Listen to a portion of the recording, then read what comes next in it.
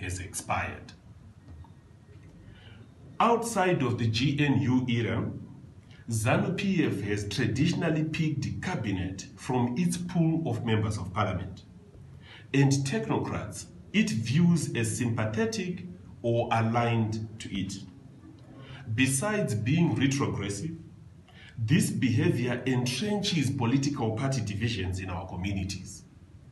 Power is no longer viewed as a means to improve the welfare of the citizens, but a vehicle for party faithfuls to enrich themselves. President Mnangagwa should depart from this culture and show the country that he is a new broom on a new path. He must pick his cabinet on the basis of competency and not jobs for the boys. He must extend his hand even to members of parliament from the opposition, and every appointee must be subjected to a thorough background check and achievements in portfolio under consideration analyzed in detail.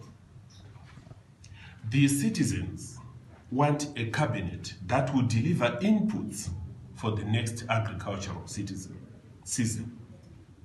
The citizens want a cabinet that will bring liquidity into our economy.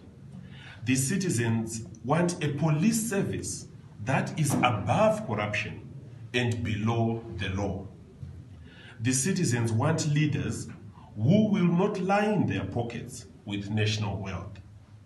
The citizens in the diaspora want to come back home with their talents and help us build a world-class nation. The citizens want